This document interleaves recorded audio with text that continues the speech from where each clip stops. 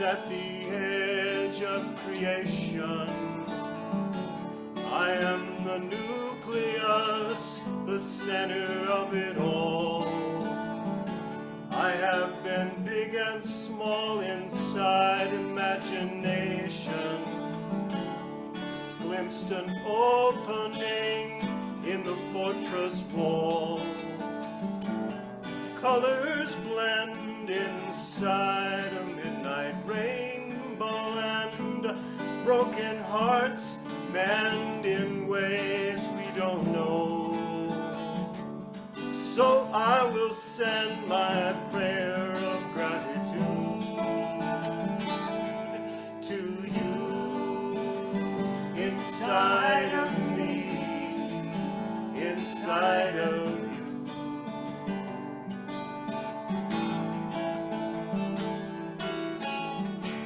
I have been buffeted, I have been embraced, held strong with liquid eyes that spoke of love.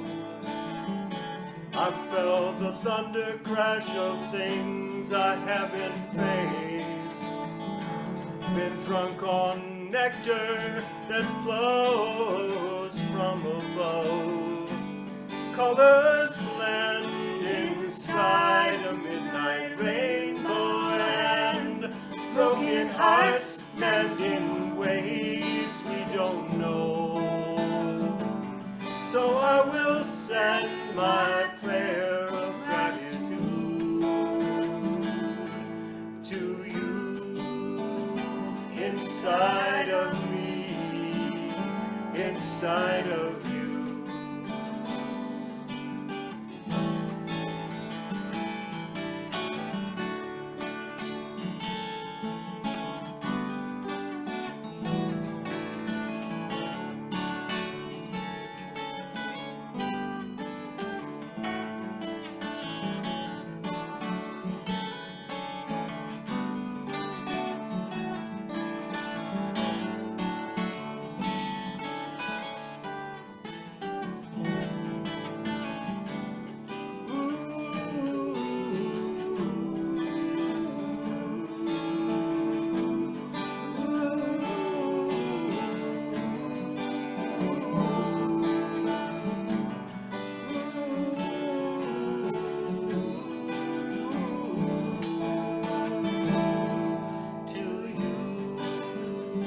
Inside of me, inside of you.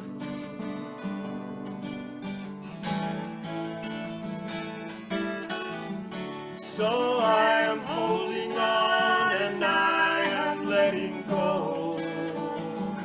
I am the pivot point when the heavens dance. I believe you've cared for me in ways I'll never know. So I will give love another chance. Colors blend inside a midnight rainbow, and broken hearts mend in ways we don't know.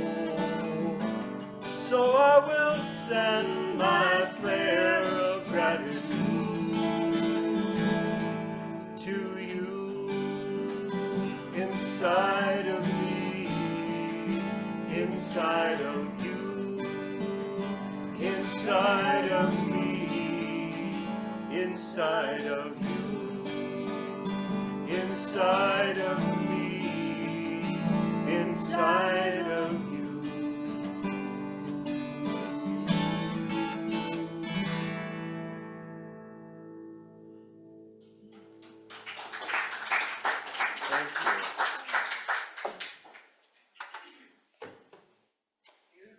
Thank you very much. I left my talk over there. So I did want to say two things. Since we just did that song, I want to mention that sometimes we are given inspiration and we discount it. I wrote those lyrics, and I wrote the song, and I wrote these lyrics, and said, oh, I don't know, I don't think that's really worth keeping. It's in this journal, I'll just leave it over there on the shelf. And it was some years later when I opened that journal and saw those lyrics, and I said, well, this is pretty good lyrics. I'm going to write some music to this. So it's just funny how our instant judging mind will sometimes discount an inspiration. We'll be inspired, speaking of inspiration, to follow this talk. This talk leads up to a song. So you'll see what I mean. So be prepared for not just me to yak at you, but we'll sing one more thing. Growth is optional. We live in a culture and we communicate in a language chock full of three-letter abbreviations. You know, we're citizens of the USA, protected by the FBI, watched over, maybe too much, by the NSA, not to mention the CIA. We might be entertained by HBO or NBC, excited by the NBA or MLB or NFL, informed by CNN, NPR, or the BBC. Spring, it's coming, brings our yearly reckoning with the IRS, while our health concerns may be tended to by an HMO or the ACA.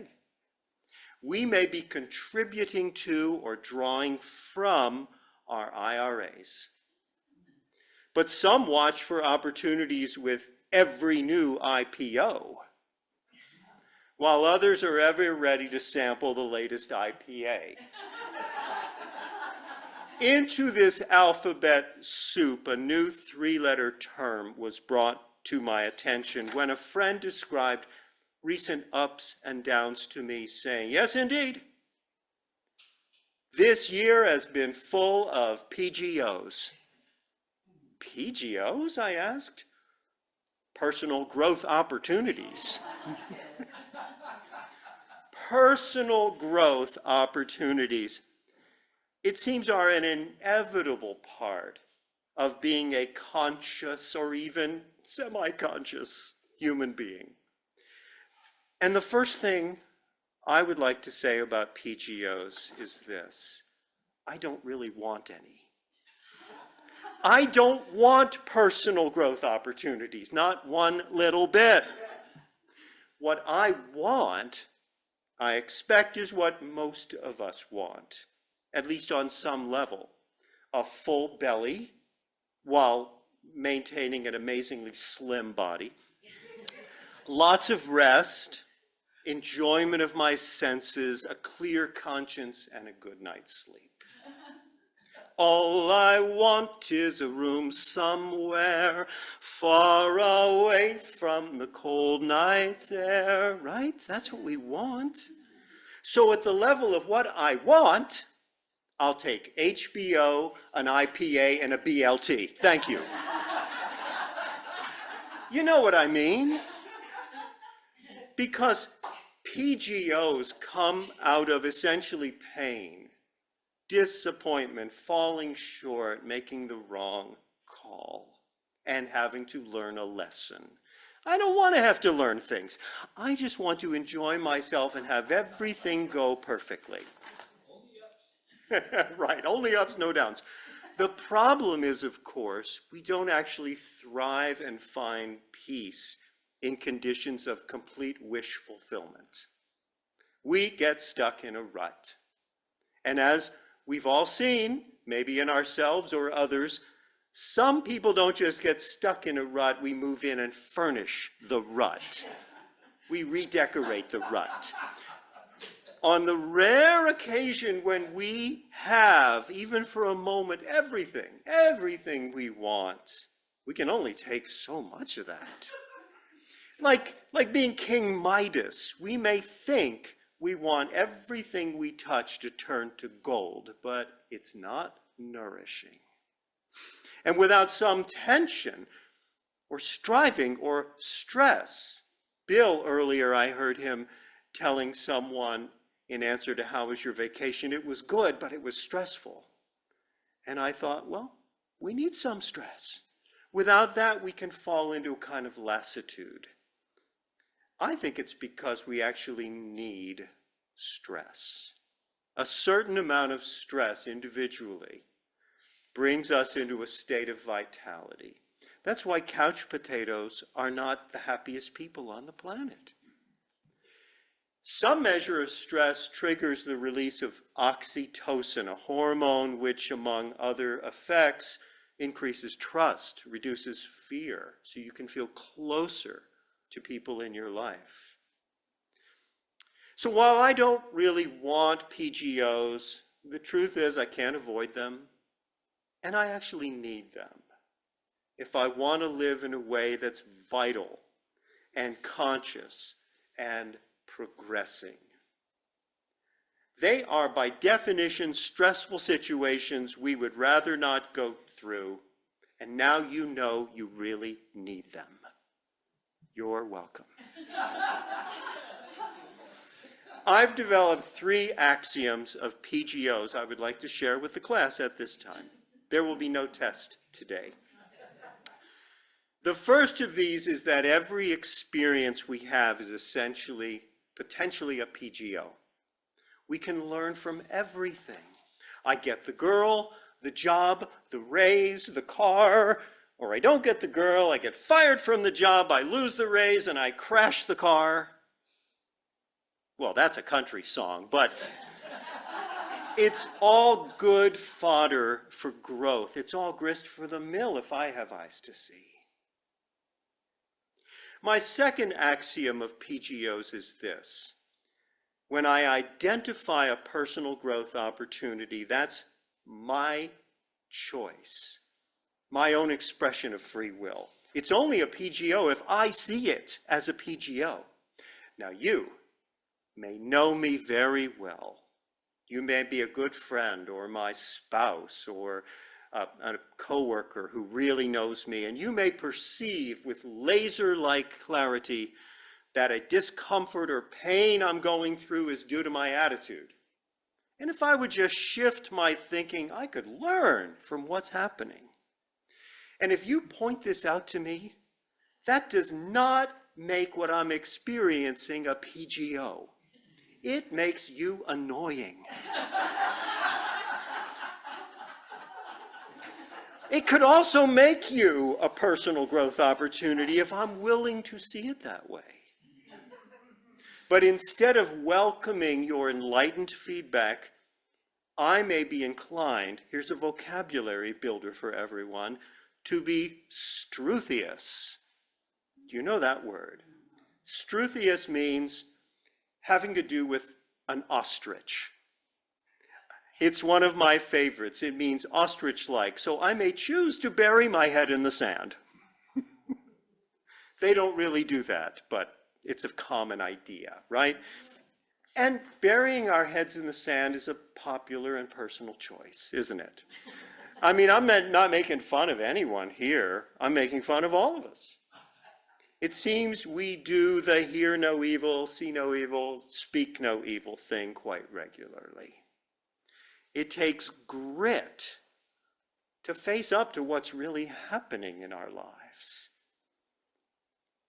And when we have a stubborn resistance to seeing what happens as a PGO, that increases the pain and makes the ultimate PGO we get to richer, doesn't it?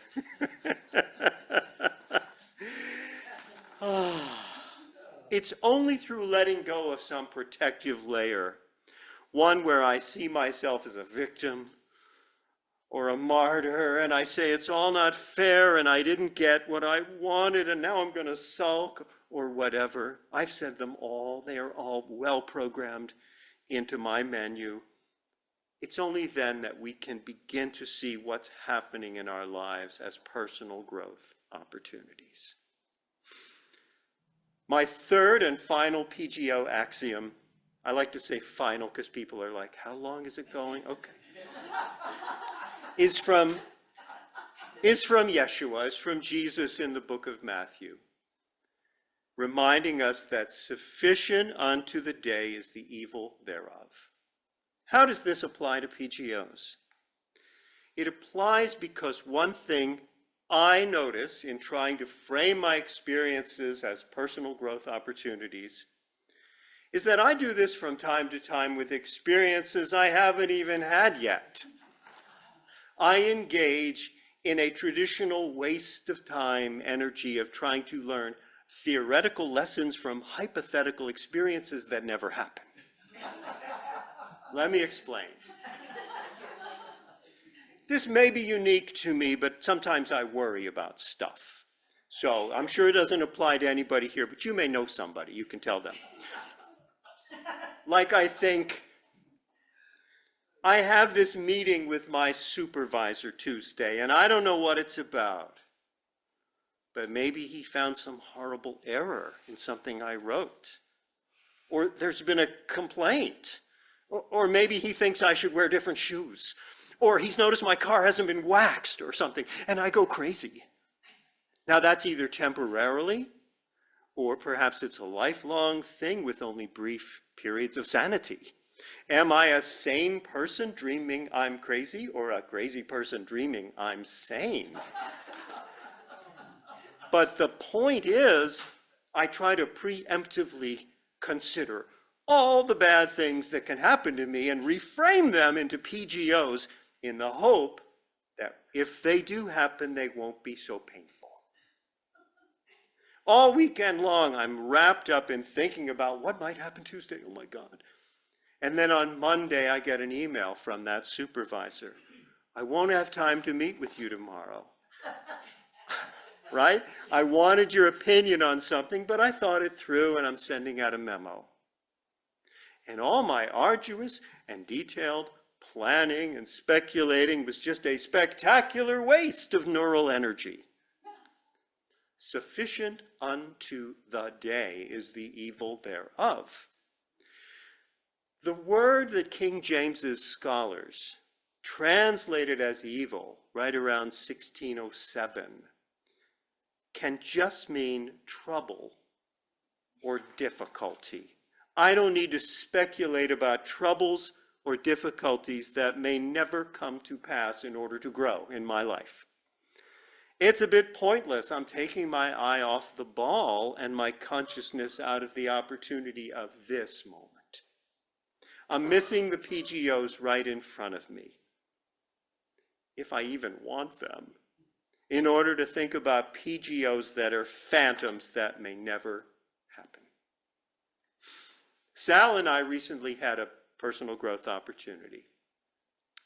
It was a combination of something that actually didn't happen or hasn't yet happened, but it was an exercise in growth through letting go. We drove to our Olympic Peninsula cabin one Friday, and on our way, we found out that while our valley, the Dosi Wallops, is doing okay, there was a wildfire that had begun on August 14th in the valley next to us, the Dukkha Bush. And when we got to our cabin, the air was full of smoke. This wildfire had gotten up to the ridge, and no one knew if it was going to come down into our valley. Now, we have not lost our cabin, and the valley where it's located is currently not on fire. The fire was well contained. But the Forest Service website puts it like this: weather factors and continued drying of fuels will potentially create containment issues. Bureaucratese. So what was our personal growth opportunity? We got to think and feel and feel and feel our way through the real possibility that our beloved cabin could be lost to containment issues. We got to spend a good 7 or 8 hours watering down the area around the cabin while engaged in the exercise of deciding what stuff is important to us and putting it into vehicles to be transported away. This is a clarifying practice which I'll have you know we performed with perfect serenity and equanimity, utilizing unity principles throughout. Well, at the very least, we got to see how we create our life experiences through our way of thinking. Sometimes our thinking was tinged with fear of loss, a kind of anticipatory sadness. There were some tears. And our moods, or at least mine, was colored by fatigue and a fervent wish we'd simply been able to show up and relax, which had been the plan when we set out Friday morning. But life is what happens to you while you're busy making other plans. And with that pop culture quote from 1980, I'll invite you to join in this last part of the talk. Join with me for a trip farther back into the past to explore one more PGO, a historically famous one, but something that may have faded from memory. In June 1903, a boy named Heinrich was born in New York City to German immigrant parents. He was named for his father, an alcoholic, largely unemployed sheet metal worker. His mother, the backbone of the family, as is so often the case, doted on her young son. As the only child of 4 who survived to adulthood, that was the world at that point.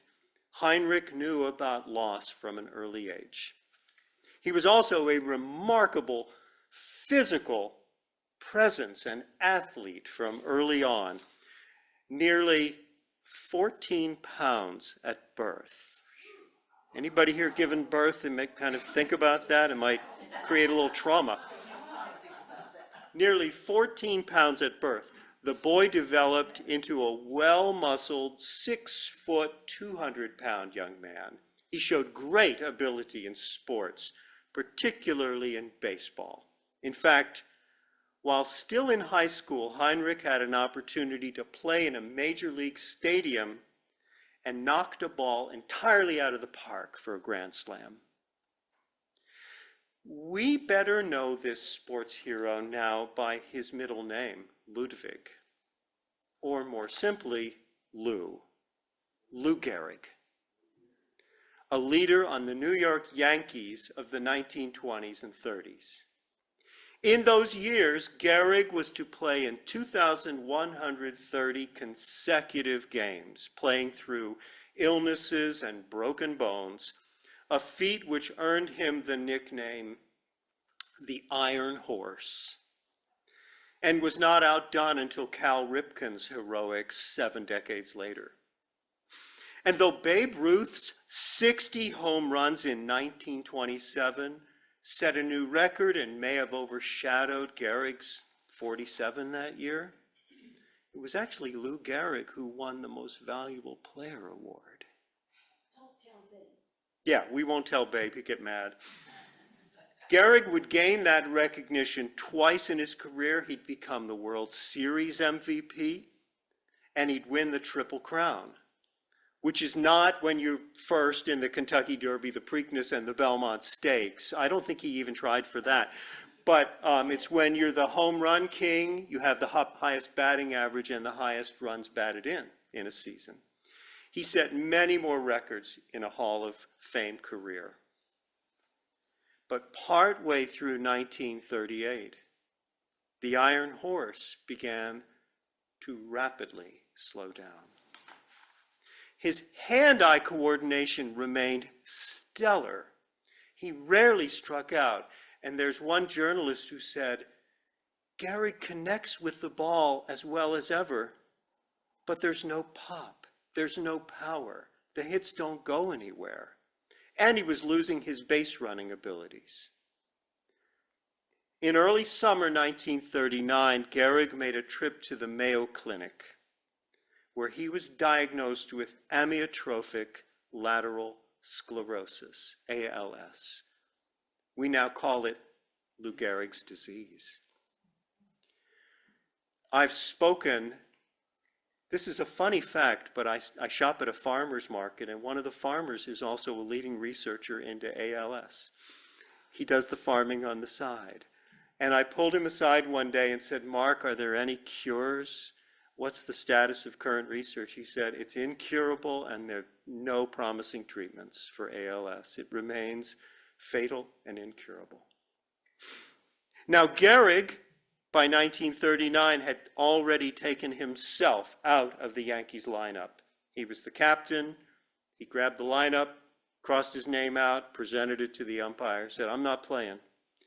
His career finished by an incurable and fatal disease. What a personal growth opportunity, he must have said to himself.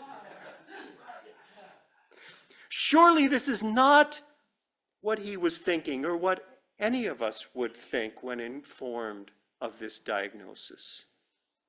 And yet Gehrig moved forward, helping the Yankees through that season as a dugout presence, and the following year serving as a parole commissioner in New York City.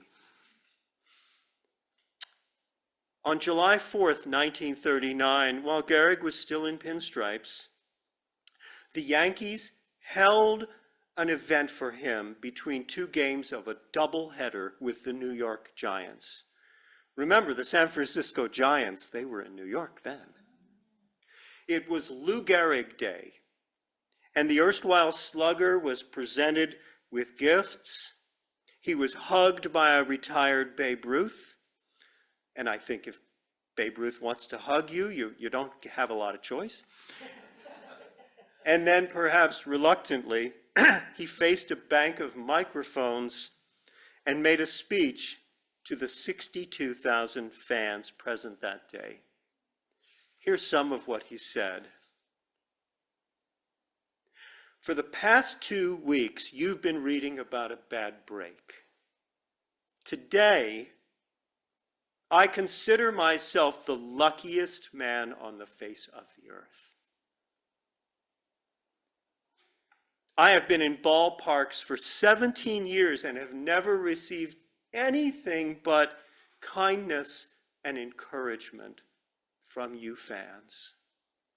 When you look around, wouldn't you consider it a privilege to associate yourself with such fine-looking men as are standing in uniform in this ballpark today?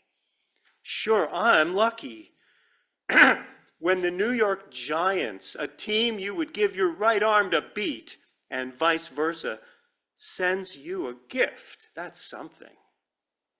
When everybody down to the groundskeepers remembers you with trophies, that's something.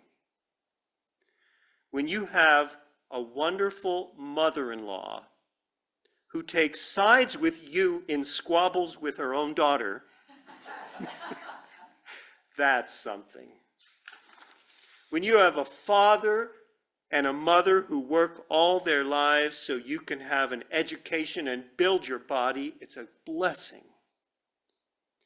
When you have a wife who has been a tower of strength and shown more courage than you dreamed existed, that's the finest I know. So I close in saying that I might have been given a bad break, but I've got an awful lot to live for. Thank you. Gehrig was to live only 2 more years before ALS claimed him, just shy of his 38th birthday. Lou Gehrig's courage and expression of gratitude in the face of a terminal illness is something to learn and take strength from. No matter how often we may dreamily imagine our lives somehow will flow on indefinitely, it's not the case that Gehrig was unique in realizing and knowing the reality that this life ends. It's the human condition, the rules we all play by. So let us remember together to show up while we are here with love and gratitude, just like Lou, to embrace our PGOs, and not forget what just for today I'm calling the honorary sixth unity principle. It's not whether you win or lose, it's how you play the game.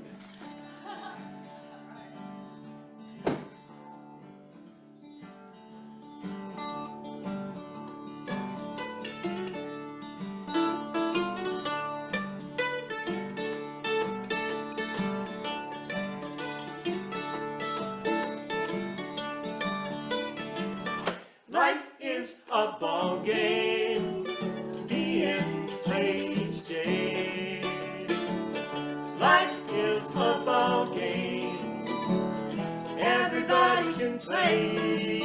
You got Jesus standing at the home plate. He's waiting for you there. Life is a ball game, but you got to play it fair.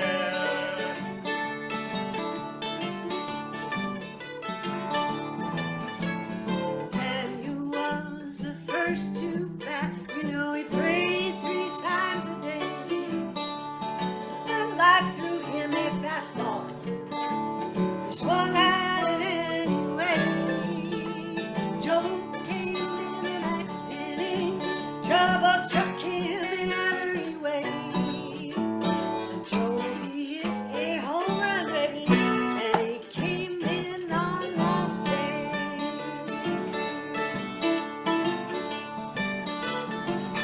Life is a ball game being played each day. Life is a ball game everybody can play. We got Jesus standing at the home plate. He's waiting for you there. Life is a ball game, but you got to play it fair.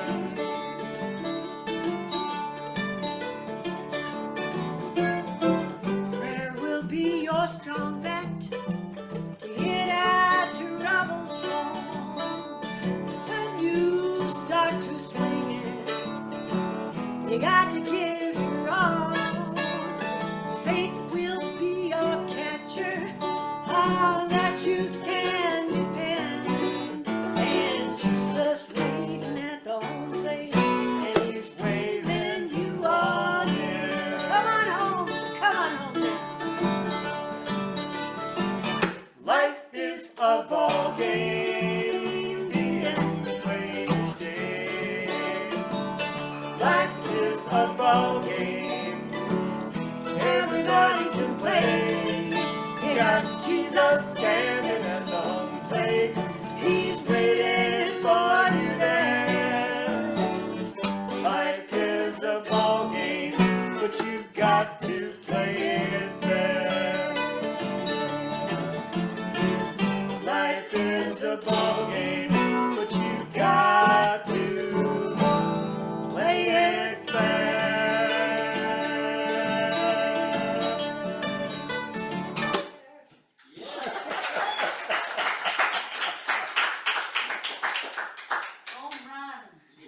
Thank you.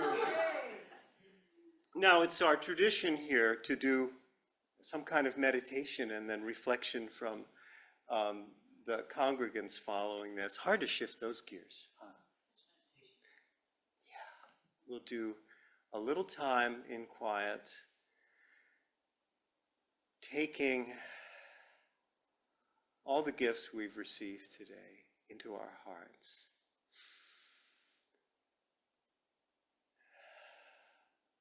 Just turning our focus to God and to love. We'll spend some time just in that quiet place.